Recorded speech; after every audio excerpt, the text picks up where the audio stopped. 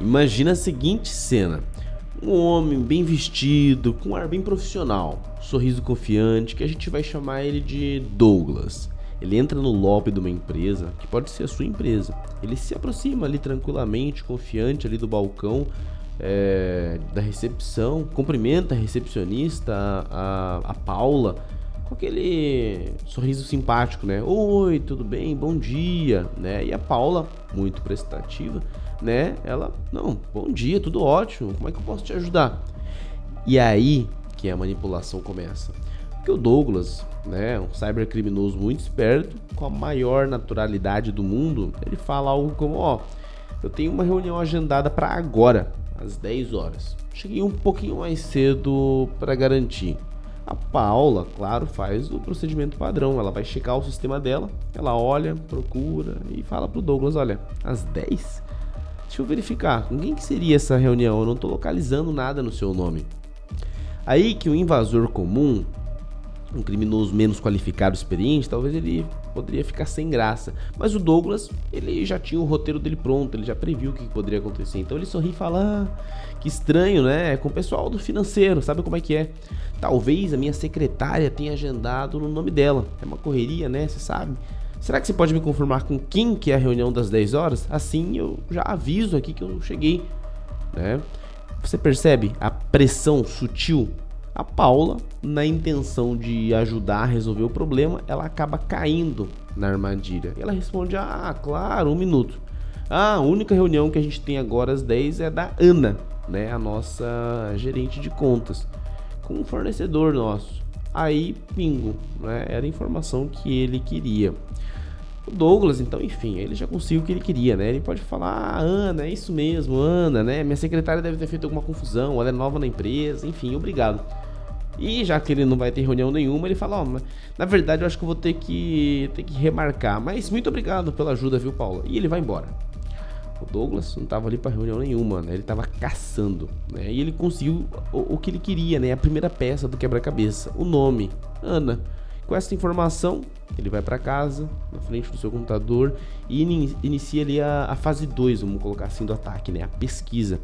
Usando técnicas ali de OSINT, né? Ou traduzindo para inteligência de fontes abertas, ele cruza o nome da Ana com o da empresa ali no LinkedIn, né?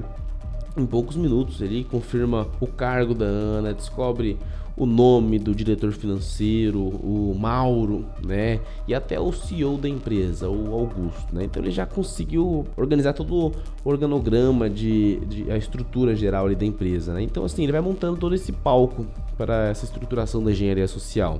E aí ele prepara uma isca, né? Um e-mail de phishing perfeitamente desenhado para parecer que foi enviado pela Ana. E o alvo ali pode ser o Mauro, né? O diretor financeiro. E o assunto do e-mail, né? Urgente, validação para pagamento. E o texto algo simples, né? Mas muito convincente. Mauro, conforme a gente falou na reunião, tal, segue o link para o portal de pagamentos do banco para você aprovar essa transação. Por favor, dê uma olhada assim que possível. Abraço, Ana. Esse link, obviamente, pode levar ele para uma armadilha, né? E é a ideia aqui, né? Ele leva para uma página de login idêntica do sistema financeiro que a empresa usa. E o Mauro, no meio da correria do dia a dia, o diretor financeiro, né, ele recebe o e-mail da Ana, ele não pensa 2 vezes, clica no link, digita login e senha. Na tela dele, não vai fazer login, porque o sistema é fictício, né? Vai aparecer uma mensagem de erro qualquer. Mas na tela do Douglas, o nosso cybercriminoso aqui da história, vai ser diferente, porque ele vai receber uma notificação avisando que as credenciais foram capturadas. E agora o Douglas, ele tem acesso total ao e-mail do diretor financeiro. Ele vasculha as mensagens, encontra um rascunho, por exemplo, de, sei lá, uma ordem de pagamento real para um fornecedor conhecido, no valor ali de R$260 mil. Pronto, alvo perfeito. Então, usando a própria conta do Mauro, ele dispara um novo e-mail da conta do Mauro, dessa vez para outra pessoa, para o CEO, para o Augusto. E a mensagem, sei lá, Augusto, eu preciso da sua aprovação final para esse pagamento, já validei tudo aqui, só falta a sua assinatura para a gente liberar. Abraço. E no anexo o boleto, sei lá, e a mesma identidade visual, porque ele já sabe tudo, o fornecedor, tudo igual. Só que com uma conta bancária diferente, a do, sei lá, do Douglas, ou do laranja do Douglas, enfim. Vamos simplificar as coisas aqui. Porque o Augusto, o CEO, confiando ali 100% na história ali que teoricamente do diretor, né, o Mauro, ele aprova o pagamento. Em questão de minutos ali, 260 mil reais podem simplesmente desaparecer da conta da empresa. Essa história, pessoal, bem simples, bem legalzinha pra gente ilustrar, ela parece coisa de filme, mas ela simboliza muito bem a realidade de muitas empresas que são invadidas todos os dias com ataques mais ou menos dessa forma, tá? O nome dessa arma utilizada nesse ataque é engenharia social, que a gente pode definir como a arte de manipular pessoas para que elas mesmas entreguem as chaves do castelo, tá? A sua empresa, ela está preparada ou ela possivelmente vai ser a próxima vítima desse tipo de ataque, né? Será que ela vai ser invadida ou ela consegue ser resiliente contra esse tipo de invasão também? Vamos conversar sobre isso hoje. Meu nome é Igor Doin, eu sou especialista em pentest aqui na Guards. Nesse vídeo a gente vai dissecar o que é engenharia social, quais são as táticas mais comuns e eficazes, né, que os criminosos usam e, mais importante, como você pode proteger a sua empresa, tá? Vamos entender tecnicamente o que aconteceu nessa história que eu criei aqui e como que você pode evitar que isso aconteça no seu negócio, tá? Essa história, muito fictícia, simplificada, ela simplifica muitas coisas justamente com esse objetivo de criar um cenário fácil de entender pra gente dissecar depois, que é o que a gente vai fazer agora, tá? Então vamos entrar aqui nas táticas comuns de engenharia social. O que a gente viu ali na história do Douglas é uma combinação perigosa de algumas técnicas. A gente vai detalhar as 3 técnicas mais comuns utilizadas por criminosos, começando com o OSINT, né, Open Source Intelligence, e o Pretesting, né? Porque o ataque ele não começou no e-mail, né? A gente sabe disso porque eu contei a história desde o começo. Quantos ataques que a gente vê por aí nas notícias e falam-se, foi phishing e pronto, acabou. Foi phishing e pronto, acabou. Não, você acha que foi o phishing, que começou no e-mail. Mas não, aqui na nossa história a gente já vê isso. Porque o ataque ele começa na pesquisa, né? O Douglas utilizou essa estratégia de Open Source Intelligence, de OSINT, né, para mapear toda a empresa, utilizando informações públicas, né? E depois disso, usou essa técnica que o pessoal chama de pretesting, né, que é a criação de um cenário falso para enganar alguém, né? Onde o perigo dessa tática está justamente nessa coleta de informações que parecem inofensivas, mas juntas revelam a estrutura interna da empresa, tornando um ataque direcionado muito eficaz, né? Então, enfim, ele vai juntando as peças do quebra-cabeça. Mas para proteger disso, é simples na teoria, tá? É treinar a sua equipe, principalmente a linha de frente, né? Como recepção, atendimento, para seguir procedimentos de verificação muito rigorosos. Eles precisam ter clareza do que não devem fazer, de como que eles não devem fornecer informações sobre funcionários, projetos, estrutura interna, nada para ninguém. Eles têm que ter esse nível de conscientização e não ter medo de dizer não, que eu não vou falar, ou enfim, entender que são informações sensíveis que não podem ser passadas, tá? A segunda tática utilizada nesse ataque muito comum é o spear phishing, né? É o phishing direcionado. Por sinal, tem vídeo aqui no nosso canal sobre isso.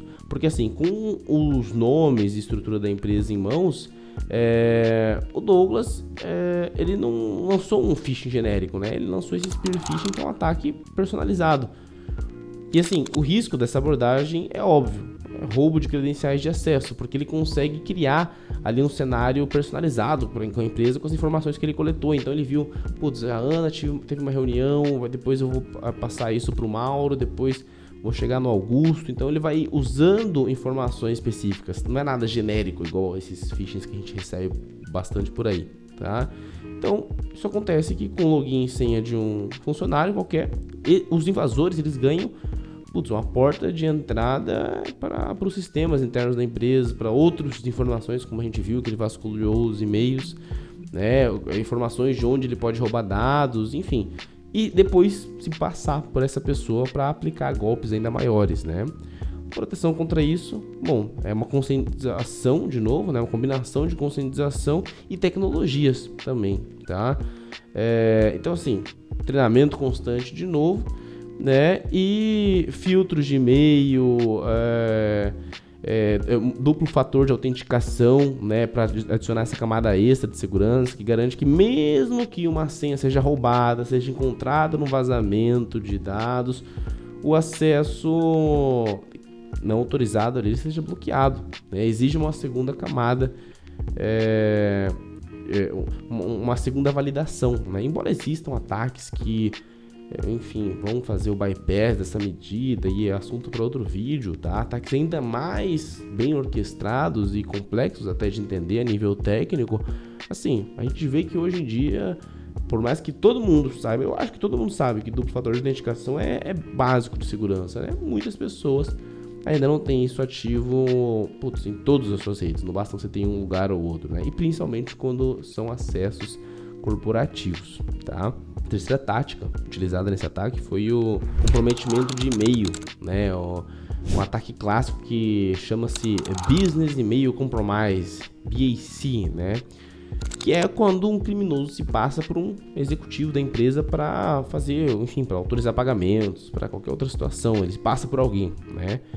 O perigo é o mais direto de todos, né? O que for, perdas financeiras, vazamento de informações muito mais sensíveis, enfim. É quando realmente, ele consegue personificar alguém dentro da empresa. Você consegue imaginar com cenários para isso, o que pode acontecer. Tem que usar muita criatividade para falar de todos os cenários que podem acontecer com isso, né?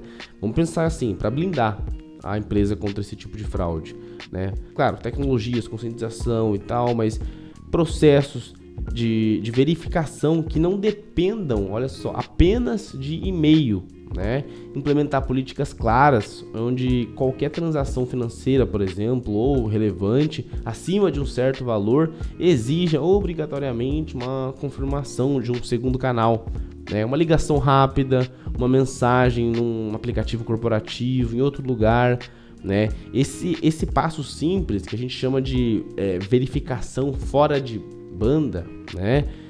Que nada mais é do que esse método de confirmar a identidade do remetente, ou autorizar uma ação, enfim, através de um canal de comunicação diferente do principal, né? Então, se alguém te mandou um e-mail pedindo para você transferir alguma coisa, clicar em algum link, fazer alguma coisa, o que custa você mandar um WhatsApp para a pessoa, uma mensagem no Teams, no Slack, você ligar para a pessoa, enfim, foi você mesmo? Chamar a pessoa no escritório, foi você mesmo que está pedindo, enfim, não custa nada, né?